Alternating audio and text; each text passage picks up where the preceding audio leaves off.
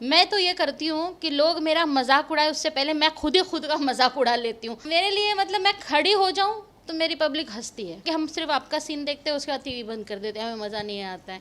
तो दोस्तों जैसे कि कहते हैं कि किसी पर हंसना बहुत आसान होता है बट किसी को हंसाना बहुत मुश्किल होता है। और पिछले सालों से कई सालों से आज हमारे साथ जो मेहमान हैं वो यही काम करती आई हैं। तो आज आप एक ख़ास मेहमान से आपकी मुलाकात कराने वाले हैं। तो सोमा मैम, पहले तो बहुत बहुत स्वागत है आपका। Thank you.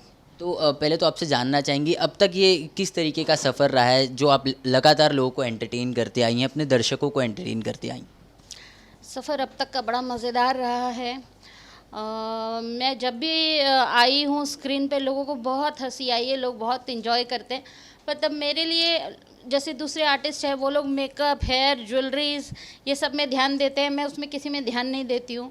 ना मैं फेस कटिंग कराती हूँ, मैं कहती हूँ मेरा गोल चेहरा ही लोगों को पसंद है तो ऐसे ही रहने दो भाई, कटिंग वटिंग नहीं चाहिए। तो मेरे लिए मतलब मैं खड़ी हो जाऊँ तो मेरी पब्लिक हंसती है, मेरे लिए उतना ही काफ़ी है। ओके। और साथ ही जब हम बात करते हैं टीवी शोज़ की, तो टीवी शोज़ में हम इतने सालों से देखते आए हैं कि वो जो लीड्स होते हैं उनके ऊपर सारा फोकस होता है। तो एज एन कैरेक्टर आर्टिस्ट क्या कभी ऐसा लगता है, मन में बुरा लगता है कि अरे मतलब वो हाँ काम तो सब वही कर रहे हैं, सारे लोग वहाँ एक्टिंग कर रहे हैं, रोल होता है, सबका काम होता है एक्शन, क्या मतलब सबको वो एक्ट ही करना है, तो क्या कभी लगता है ऐसा? हाँ, ये चीज़ तो लगती है। आपने बहुत सही सवाल किया। ये अक्सर आर्टिस्टों के साथ होता है। हमें लगता है कि ठीक है, लीड तो लीड है, बट हमारी भी अपनी ऑडियंस है, हमको भी प्यार करने वाले लोग हैं जो सिर्फ हमारा इंतज़ार कर रहे होते हैं। तो हमें भी वो इम्पोर्टेंस मिलनी चाहिए क्योंकि हमारी अपने दर्शक हैं।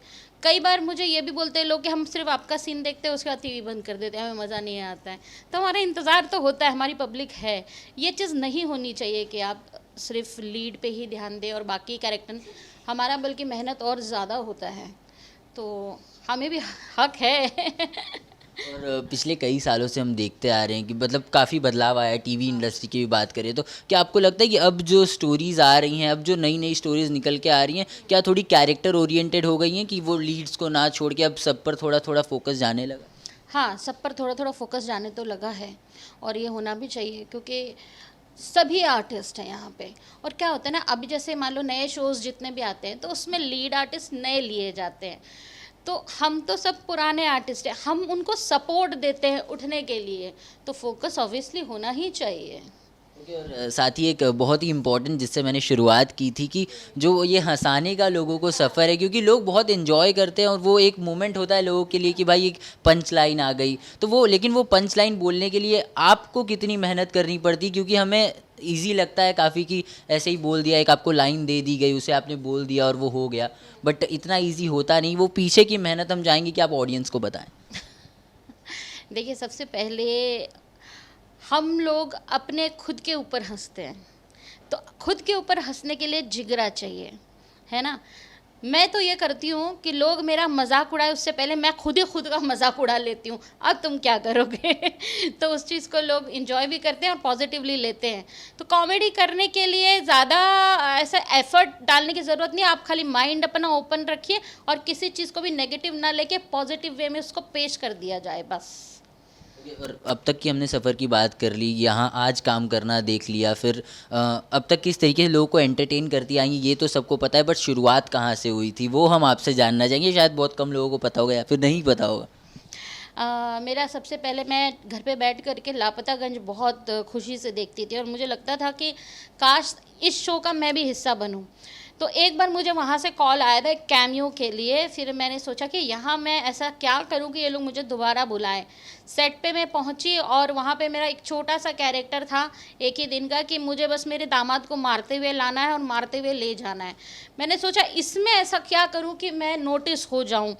तो मेरा जो दामाद था वो एक बैठा हुआ पतला दुबला आदमी मुझे दिखा। मैंने उनको पूछा आप दामाद बन रहे हो मेरे? बोले हाँ। मेरे को आइडिया आया, मैं गई डायरेक्टर के पास और मैंने डायरेक्टर को बोला कि सर अगर मैं दामाद को मारते हुए लाऊं और फिर दामाद को उठा के लेके जाऊं तो कैसा रहेगा? तो बोले आप उठा लोगे? मैंने कहा हाँ। बोले दिखाओ उठा के। मैंने उनका एक हाथ पकड़ा, दोनों पैर के बीच में हाथ डाला और ऐसे उठा के गोल घुमा के उनको रख दिया। और सारे जो लापता की टीम है जिसमें कि अभी मेरे बेटे बनते हैं मनमोहन तिवारी और वहाँ पे चाचा जी बनते हैं अनूप जी, ये सब उस शो में थे और वो सब ने मेरे लिए क्लैप किया था। फिर उन्होंने मुझे एक दूसरे कैमियो के लिए थोड़े दिन के बाद बुलाया और फिर मुझे कहा कि हमें आपके जैसी ही एक और आर्टिस्ट चाहिए। मैंने कहा मेरे जैसी सिर्फ मैं हूँ, दूसरी कोई नहीं है। आपको हाँ हेल्दी आर्टिस्ट चाहिए तो मैं भेजती हूँ। तो मैंने 5-6 लोगों को भेजा भी और वो लोग का ऑडिशन वगैरह हुआ। फिर उन्होंने मुझे कॉल किया, फिर उन्होंने बोला हमें आप जैसी दूसरी नहीं मिली। मैंने कहा मैं पहले ही बोली मेरी जैसी दूसरी है ही नहीं। तो बोले हाँ मजबूरी में हम आपको कास्ट कर रहे हैं क्योंकि हम आपको वेस्ट नहीं करना चाहते थे। आप है वर्सेटाइल एक्टर, तो हम आपको चाहते थे कि अलग अलग कैरेक्टर में बुलाते रहेंगे और यूज़ करते रहेंगे। बट इसमें आप नोटिस हो जाएंगे एक 10 दिन का कैरेक्टर है, फिर हम दूसरे कैरेक्टर में नहीं यूज़ कर पाएंगे। बट ठीक है आप करो। तो जब मैंने वो किया तो टीआरपी हमारी 2 के ऊपर गई। उसके बाद में मुझे हमारे जो राइटर थे अमित आर्यन, उन्होंने कहा आपने कभी एफआईआर से कॉल आया है आपको? तो मैंने कहा नहीं। तो बोले अब आएगा आपको। मैंने कहा कैसे? बोले मैं वहाँ भी मैं राइटिंग करता हूँ, वो एफआईआर मैं भी लिखता हूँ, तो मैंने आपका नाम सजेस्ट किया है। तो मैंने कहा अच्छी बात है। फिर मैं घर पे थी और मेरे को कॉल आया। तो कॉल पे थे अश्विनी धीर, हमारे गरिमा के प्रोड्यूसर जो है गरिमा प्रोडक्शन के। तो उन्होंने बोला कि आपको कहीं से कॉल आया है? मैंने कहा नहीं सर, पर आने वाला है। बोले नहीं नहीं मना कर दो। मैंने कहा क्यों सर? बोले नहीं नहीं आप मना कीजिए और कल ऑफिस में आके मिलिए। और मैं डर गई बुरी तरह से। मैंने कहा पता नहीं मैंने क्या कर दिया। मैं गई दूसरे दिन, तो उन्होंने बोला कि देखिए क्या है, आपका कैरेक्टर 10 दिन का था, तो वो हमने आपका काम देखा, आप बहुत अच्छा काम करती हैं, तो हम सोच रहे इस कैरेक्टर को कंटिन्यू करेंगे, लेकिन आप अगर दूसरे को डेट दे दोगे तो यहाँ नहीं दोगी, इसलिए आप कहीं ना, सब जगह ना बोल दो, कहीं नहीं करना। मैंने कहा ठीक है सर, मैं तो इंडस्ट्री में काम करने आई हूँ, अगर 20-25 दिन आपके यहाँ बिजी रहूँगी तो दूसरी जगह क्यों काम करूँ? तो बोले ठीक है। उन्होंने अपने क्रिएटिव को बुलाया, बोला डॉल्फी इनको 20-25 दिन बिजी रखो अपने यहाँ। मैं कहा ठीक है। फिर मैंने 4.5 साल लापतागंज किया। तो ये मेरी शुरुआत थी। बहुत ही खूबसूरत रहा हमारे लिए भी आपसे बात करना, आपसे कन्वर्सेशन करना, जानना कि ये किस तरीके का सफ़र रहा है। साथ ही कुछ ऑडियंस है जो आपको लगातार ढेर सारा प्यार करती है, आपके कैरेक्टर्स को प्यार करती है, जो भी आप परफॉर्म करती हैं उन्हें देखती है। हम चाहेंगे उनसे आप एक मैसेज दे दें। देखिए आप सब ने मुझे बहुत सारा प्यार दिया है और हमेशा मेरे काम को अप्रिशिएट किया है, और मैंने हमेशा आप लोगों को हंसाया है, एंटरटेन किया है। अब मैं मिश्री शो कर रही हूँ जो मेरा बिल्कुल अलग ही कैरेक्टर है और ये एकदम नेगेटिव है, और मैं चाहती हूँ आप सब भी मिश्री को देखें और मेरे काम को देखें और मुझे सराहें और ऐसे ही अपना प्यार दें। कैमरामैन प्रथमेश के साथ कुणाल, मुंबई। हम तो लेकर ही आते हैं आपकी ज़िंदगी में 24/7 एंटरटेनमेंट। तो अगर आपको ये वीडियो पसंद आया है, आपको पता है आपको क्या करना है। आप इस वीडियो को लाइक करें, कमेंट देके अपनी राय ज़रूर दें। ऐसे ही एक्सक्लूसिव कंटेंट के लिए हमारे चैनल को सब्सक्राइब ज़रूर करें। अगर आप यही वीडियो फेसबुक पर देख रहे हैं तो हमारे फेसबुक पेज को भी फॉलो करें। और अब तो हम आ गए हैं आपके व्हाट्सएप पर भी, तो जल्दी से अपने व्हाट्सएप पर जाइए और हमारे व्हाट्सएप चैनल को फॉलो कीजिए। नाम तो आप सब जानते ही हैं ना, सास बहू और बेटियाँ।